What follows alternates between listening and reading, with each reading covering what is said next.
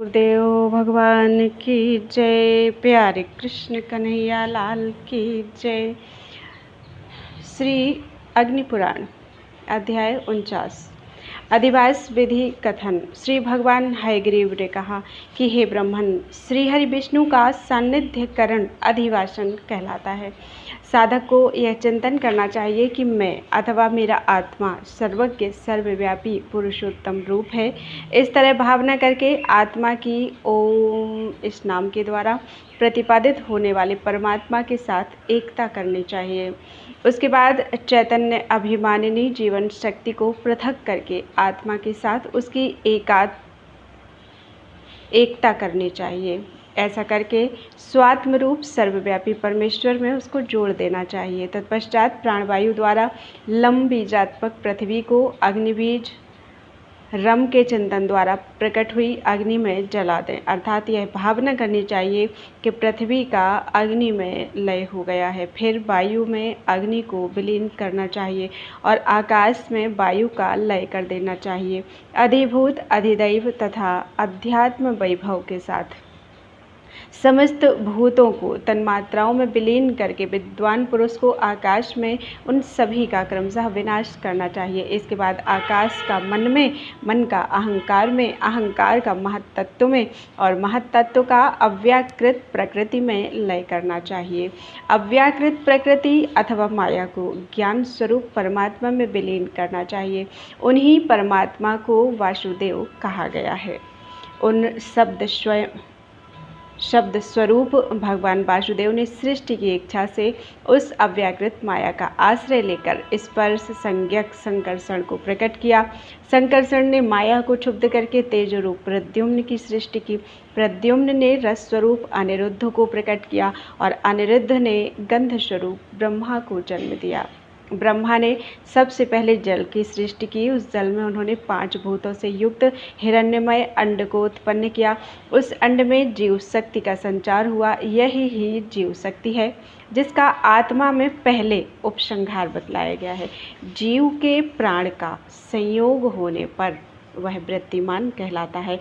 व्याहृत संज्ञक जीव प्राणों में स्थित होकर आध्यात्मिक पुरुष कहा गया है।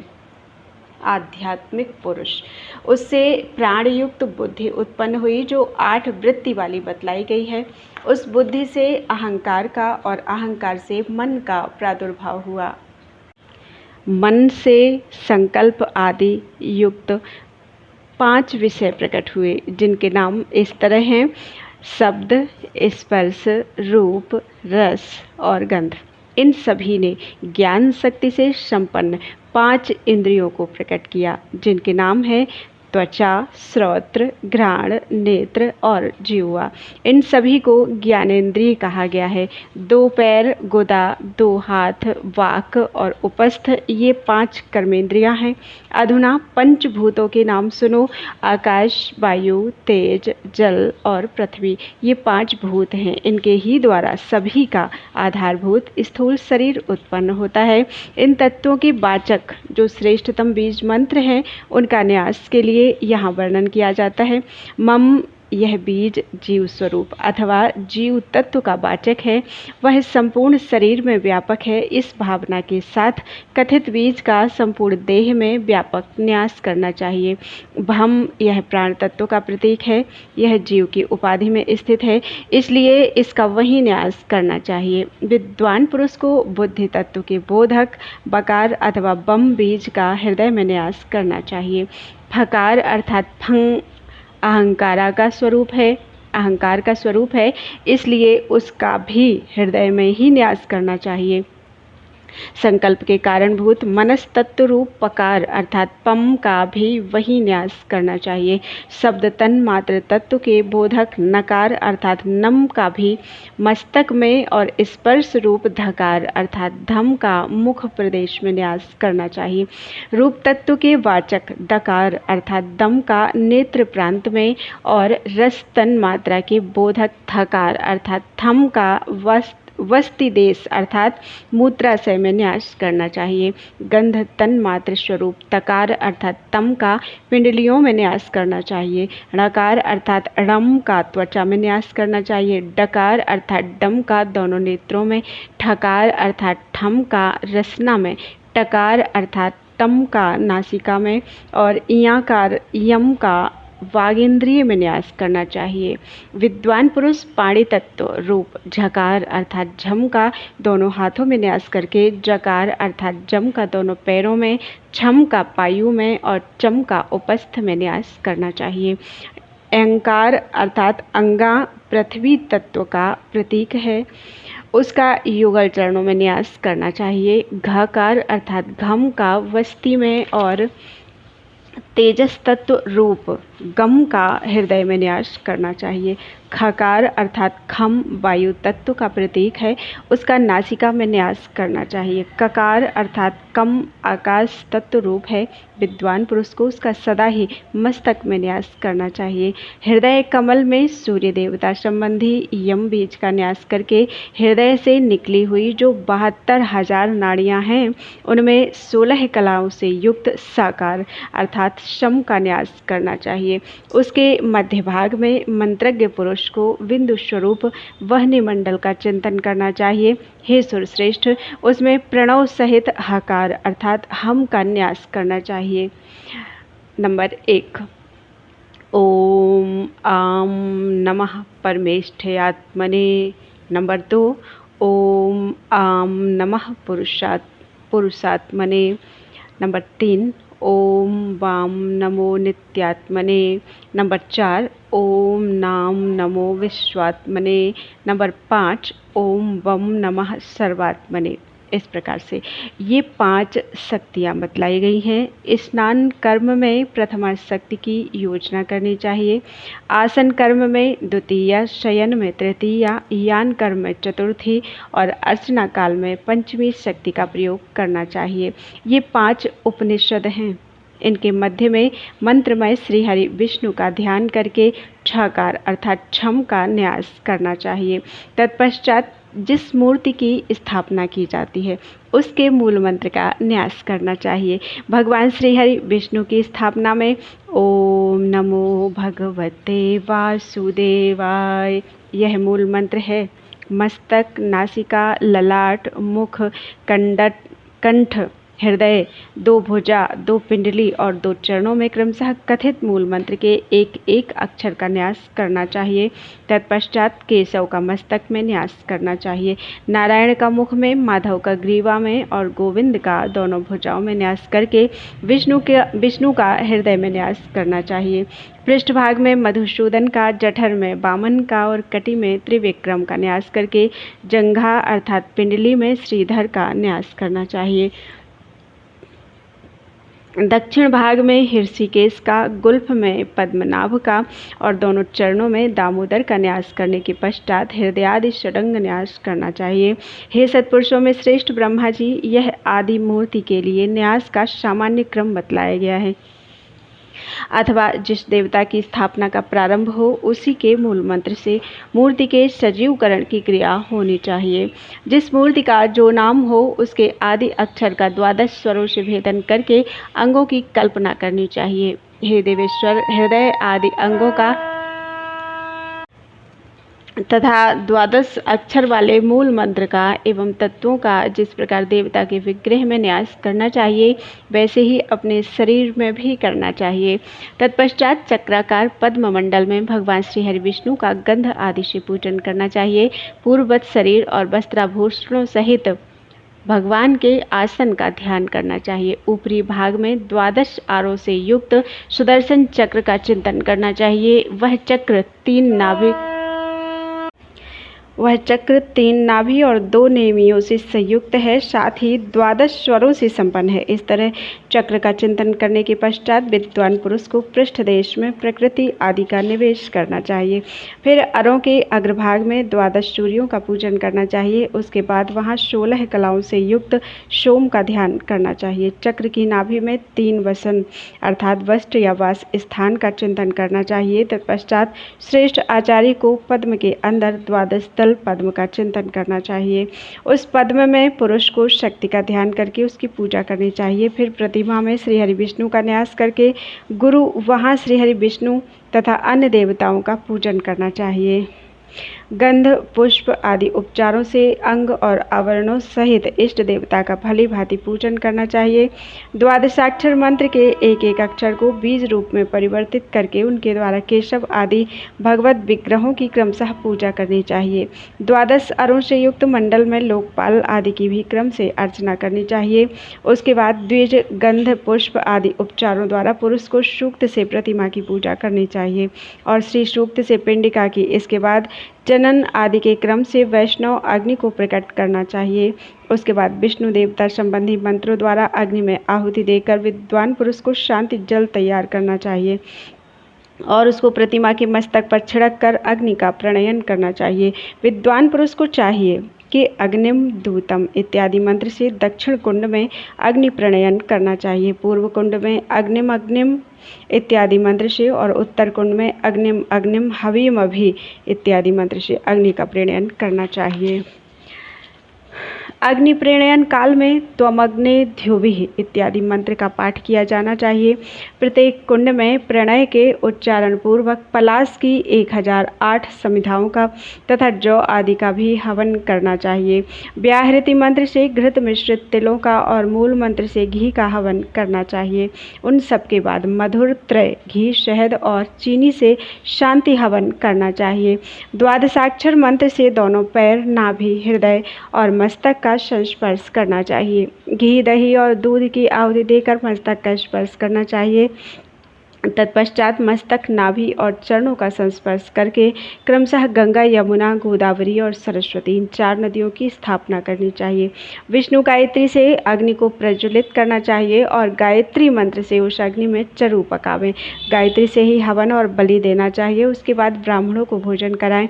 मासाधिपति 12 आदित्यों की संतुष्टि के लिए आचार्यों को स्वर्ण और गौ को दक्षिणा देनी चाहिए। दिक्पालों की बलि देकर रात में जागरण करना चाहिए। उस समय वेद पाठ और गीत कीर्तन आदि करते रहना चाहिए। इस तरह अधिवासन कर्म का निष्पादन करने पर मनुष्य संपूर्ण फलों का भागी हो जाता है। इस प्रकार महापुराणों में श्रेष्ठ श्री विष्णु वामपाद स्वरूप कृष्ण द्वैपायन भगवान व्यास कृत अग्नि महापुराण अंतर्गत आगत विषयों का विवेचन संबंधी 59वां अध्याय पूरा हुआ। बोलो वृंदावन बिहारी लाल की जय। अध्याय 60 वासुदेव आदि देवता की स्थापन की सामान्य विधि।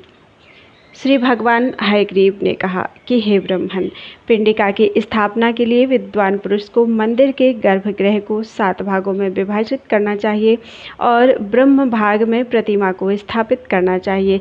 देव मनुष्य और पिशाच भागों में कदापि उसकी स्थापना नहीं करनी चाहिए।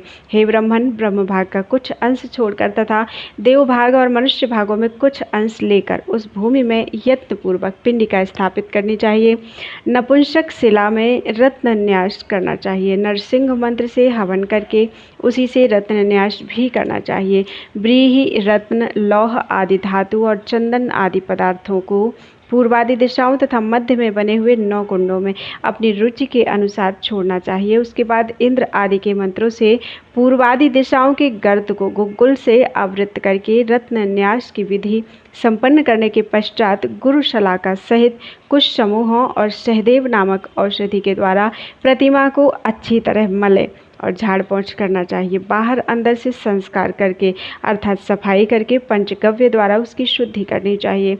इसके बाद कुशोदक नदी के जल एवं तीर्थ जल उस प्रतिमा का प्रोक्षण करना चाहिए। हवन के लिए बालू द्वारा एक वेदी बनाएं जो सभी तरफ से 1.5 हाथ की लंबी चौड़ी हो।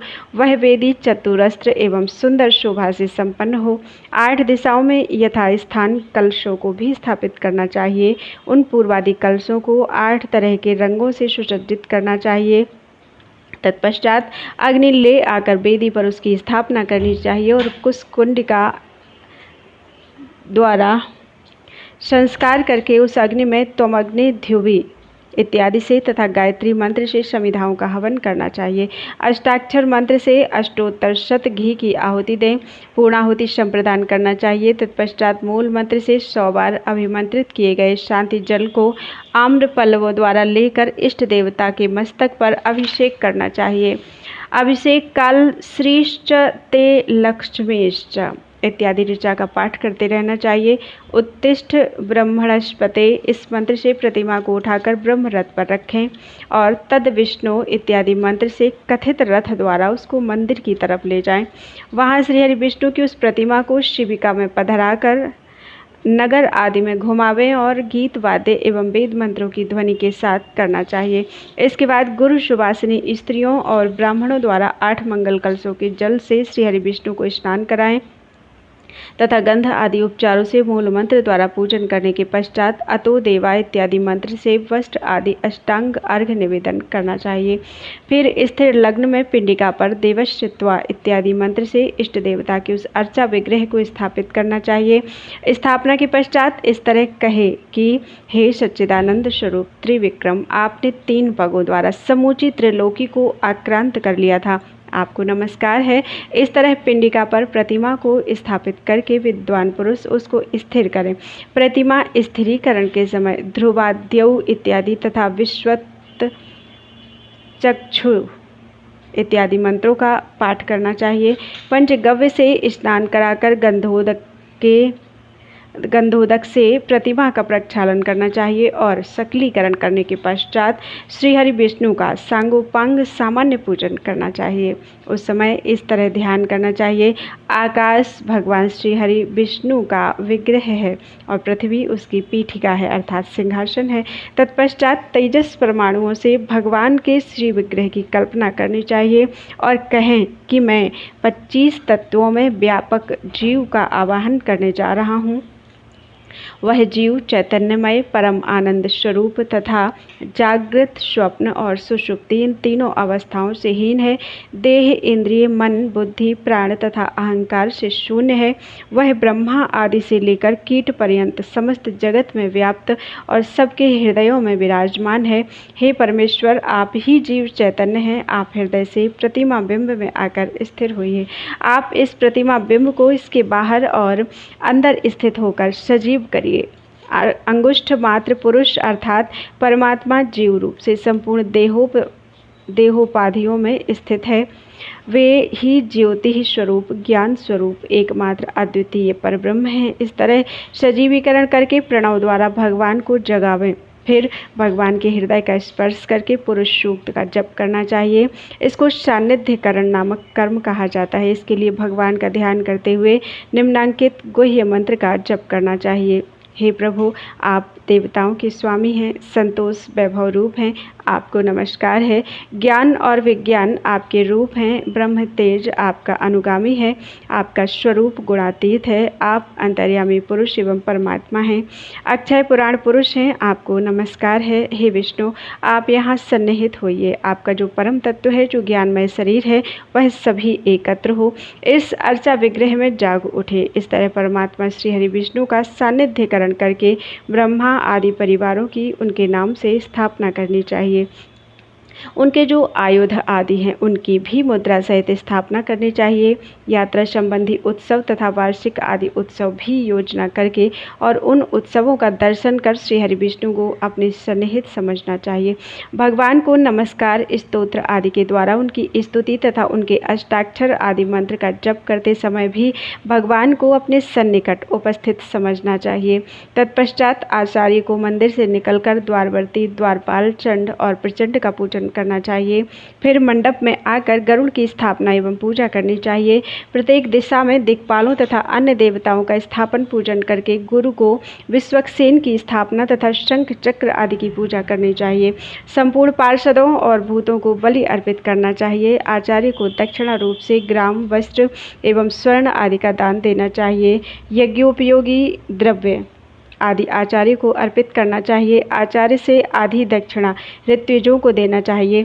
इसके बाद अन्य ब्राह्मणों को भी दक्षिणा दें और भोजन कराएं। वहां आने वाले किसी भी ब्राह्मण को रोके नहीं, सभी का सत्कार करना चाहिए। उसके बाद गुरु को अपने यजमान के लिए फल प्रदान करना चाहिए। भगवद विग्रह की स्थापना करने वाला पुरुष अपने साथ संपूर्ण वंश को भगवान श्री हरि विष्णु के सन्निकट लेकर पहुंच जाता है। सभी देवताओं के लिए यह सामान्य विधि है, परंतु उनके मूल मंत्र पृथक पृथक ही समझना चाहिए। से सभी कार्य समान रूप से करने चाहिए। इस प्रकार महापुराणों में श्रेष्ठ श्री विष्णु वामपाद स्वरूप कृष्ण द्वैपायन भगवान व्यास कृत अग्नि महापुराण अंतर्गत आगत विषयों का विवेचन संबंधी 60वां अध्याय पूरा हुआ। बोलो वृंदावन बिहारी लाल की जय। अध्याय 61 अवभृत स्नान, द्वार प्रतिष्ठा और ध्वजारोपण आदि की विधि। श्री भगवान हयग्रीव ने कहा कि हे ब्रह्मन, अधुना मैं अवभृत स्नान का वर्णन करने जा रहा हूँ। विष्णोर्नुकम वीर्याणि इत्यादि मंत्र से हवन करना चाहिए। 81 पद वाले वास्तुमंडल में कलश स्थापित करके उनके जल से श्री हरि विष्णु को स्नान कराएं। स्नान के पश्चात गंध पुष्प आदि से भगवान की पूजा करनी चाहिए और बलि अर्पित करके गुरु का पूजन करना चाहिए। अधुना मैं द्वार प्रतिष्ठा का वर्णन करने जा रहा हूँ। गुरुद्वार के निम्न भाग में स्वर्ण रखें और 8 कलशों के साथ वहाँ 2 गूलर की शाखाओं को स्थापित करना चाहिए। फिर गंध आदि उपचारों और वैदिक आदि मंत्रों से सम्यक पूजन करके कुंडों में स्थापित अग्नि में समिधा, घी और तिल आदि की आहुति देनी चाहिए। तत्पश्चात सैया आदि का दान देकर नीचे आधार शक्ति की स्थापना करनी चाहिए। दोनों शाखाओं के मूल भाग में चंड और प्रचंड नामक देवताओं की स्थापना करनी चाहिए। उदुम्बर शाखाओं के ऊपरी भाग में देववृंद पूजित श्री लक्ष्मी देवी की स्थापना करके श्री सूक्त से उनका यथोचित पूजन करना चाहिए। तत्पश्चात ब्रह्मा जी का पूजन करके आचार्य आदि को श्रीफल अर्थात नारियल आदि की दक्षिणा देनी चाहिए। प्रतिष्ठा द्वारा सिद्ध द्वार पर आचार्य को श्री हरि विष्णु की स्थापना करनी चाहिए। मंदिर की प्रतिष्ठा हृत प्रतिष्ठ इत्यादि मंत्र से की जाती है। उसका वर्णन सुनो। वेदी के पहले गर्भगृह के शिरोभाग में जहाँ सुकनामा की समाप्ति होती है, उस स्थान पर सोने अथवा चांदी के बने हुए श्वेत निर्मल कलश की स्थापना करनी चाहिए। उसमें 8 तरह के रत्न, औषधि, धातु, बीज और लोह अर्थात स्वर्ण त्याग देना चाहिए। उस सुंदर कलश के कंठ भाग में वस्त्र लपेटकर उसमें जल भर दें और मंडल में उसका अधिवासन करना चाहिए। उसमें पल्लव डाल देना चाहिए। तत्पश्चात नरसिंह मंत्र से अग्नि में घी की धारा गिराते हुए हवन करना चाहिए। नारायण तत्व से प्राणन्यास करना चाहिए। हे सुरेश्वर, प्रासाद के उस कलश का बैराज रूप में चिंतन करना चाहिए। तत्पश्चात विद्वान पुरुष को संपूर्ण प्रासाद को ही पुरुष की भांति चिंतन करना चाहिए। उसके बाद नीचे स्वर्ण देकर तत्वभूत कलश की स्थापना करनी चाहिए। गुरु आदि को दक्षिणा दें और ब्राह्मण आदि को भोजन कराएं। तत्पश्चात वेदी के चारों तरफ सूत या माला लपेटें। उसके ऊपर कंठ भाग में सभी तरफ सूत अथवा बंधन बार बांधें और उसके ऊपर भी बिमला मलसार नामक पुष्पहार या बंधनवार मंदिर के चारों तरफ बांधें। उसके ऊपर व्रकल तथा उसके भी ऊपर आदि सुदर्शन चक्र बनाएं। वही भगवान वासुदेव की ग्रह गुप्त मूर्ति निवेदित करनी चाहिए अथवा पहले कलश और उसके ऊपर श्रेष्ठतम सुदर्शन चक्र की योजना करना चाहिए। हे ब्रह्मन, वेदी के चारों तरफ 8 विघ्नेश्वरों की स्थापना करनी चाहिए अथवा 4 दिशाओं में 4 ही विघ्नेश्वर स्थापित करना चाहिए। अधुना गरुण ध्वजारोपण की विधि बतलाता हूँ, जिसके होने से भूत आदि नष्ट हो जाते हैं।